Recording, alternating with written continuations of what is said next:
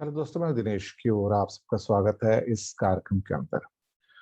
आज हम बात करने जा रहे हैं जीडीपी के कुछ इंपॉर्टेंट डेटास की, और वो आपको हम बताने जा रहे हैं जो कि न्यूज़पेपर में आए हुए हैं, डेकेड वाइज हैं। मैन्युफैक्चरिंग के जो शेयर्स हैं, खासतौर से इकोनॉमी के अंदर जो शेयर्स हैं, उसमें उस शेयर के अंदर कितने का ग्रॉस वैल्यू एडिशन है।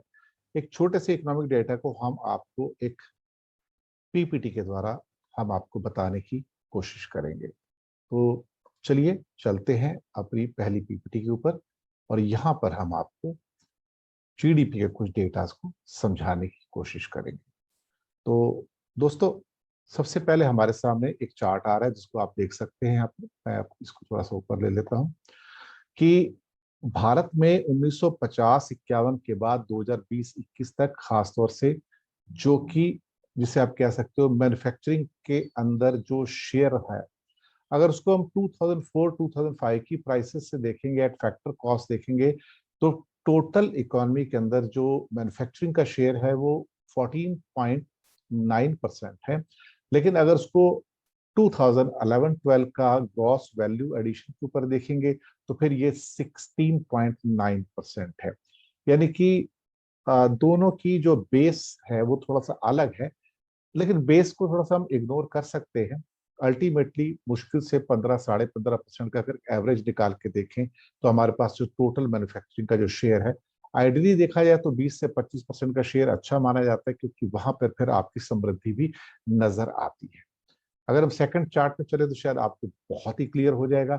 ये पहली बार हम आपको फिगर्स ऐसे बता रहे हैं, डेकेड वाइज जो इंडिया का खास तौर से जो ग्रोथ रही है 51 से 62 की, यानी कि 51-52 से 61-62 की जो ग्रोथ रही है इंडिया की, वो 4.2% एवरेज जीडीपी रही है।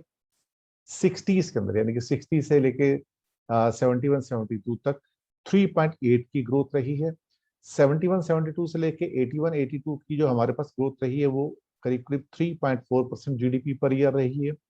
81-82 से 91-92 5% रही है। लिबरलाइजेशन यहीं से स्टार्ट होता है, 91-92 से 2001-2002। यहीं पे नरसिम्हा राव भी आते हैं, यहीं पे मनमोहन सिंह भी आते हैं।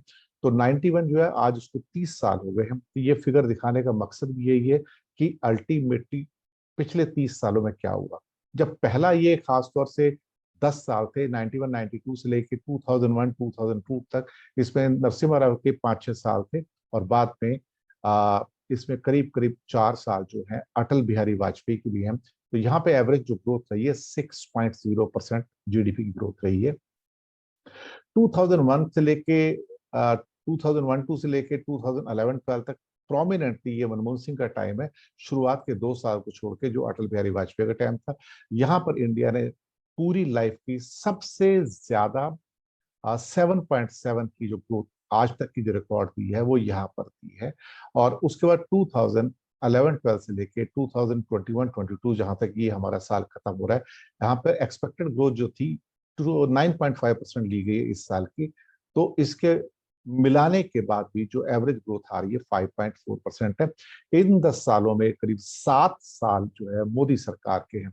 तो आप देख सकते हैं यहाँ की हमारी इस सरकार ने आज की डेट में कोई बहुत बड़ा इकोनॉमिकली चमत्कार जो है वो नहीं किया है। इस बात को आप इस ग्राफ के द्वारा भी समझ सकते हैं। अगर हम अगले ग्राफ पे चले यहाँ पे, ये तो इसमें दो चीजें निकल के आती हैं कि जीडीपी का एवरेज, वो मैंने सेम जो पहले चार्ट में दिखाया था, और जीडीपी पर कैपिटा इनकम जो देखा जाए यहाँ पर, तो यहाँ पर आप देखेंगे खासतौर से जीडीपी पर कैपिटा इनकम आपको जो बेस्ट मिलता है वो मनमोहन सिंह के टाइम में 2001 से लेके 2011-12 तक जो है उसमें 6.1 का जीडीपी पर कैपिटा मिलता है, which is the best keeping in view you can say as far as India progress is concern. लेकिन अभी मोदी जी के 7 साल के अंदर ये घटकर 4.3 पे आ गया, which is almost equivalent to the 91-92 से लेके 2001 का। आज से जो 20 साल पहले, 30 साल पहले जो स्टार्ट हुआ था, 20 साल में खत्म हुआ था, तो ये उसकी प्रोग्रेस को आप इसमें देख सकते हैं। उसके बाद एक ये लास्ट स्लाइड है इसके अंदर, यहाँ पे आप देख सकते हैं कि एम्प्लॉयमेंट में कितना शेयर है और उसका टोटल मिला के कॉन्ट्रीब्यूशन कितना है इकोनॉमी के अंदर। तो आप देखेंगे कि सबसे पहले जो ये जो चार्ट है यहाँ पर, जो ऊपर ग्रीन है और उसके नीचे एक स्ट्रिप ऊपर है, एक स्ट्रिप नीचे है। तो जो ऊपर वाली स्ट्रिप है वो शेयर इन एम्प्लॉयमेंट है। तो ये सबसे बड़ा जो है एग्रीकल्चर और फिशिंग के अंदर जो एम्प्लॉयमेंट है 42.5% का है। लेकिन टोटल कंट्रीब्यूशन जो इकोनॉमी उसका सिर्फ 14.8 है, जो नीचे वाले चार्ट में है। इसी ढंग से जो सेकंड माइनिंग एंड क्वायरिंग है वो करीब करीब जो है देखा जाए तो आपका यहाँ पर ये 12.1% है, लेकिन उसका जो वैल्यू एडिशन है सिर्फ 2.6% है। मैन्युफैक्चरिंग में कुल मिला के जो शेयर इन एम्प्लॉयमेंट है वो 12% है, यानी कि 12% इंडिया के लोग मैन्युफैक्चरिंग में काम करते हैं, लेकिन उसका वैल्यू जो है वो 18% है। इसी ढंग से अगर आप ट्रेड, होटल्स, ट्रांसपोर्ट, कम्युनिकेशन को देखें तो 18.5% जो है एम्प्लॉयमेंट वहां से आती है, और 19.9% जो आपका वैल्यू है जीडीपी का वो यहाँ से आता है।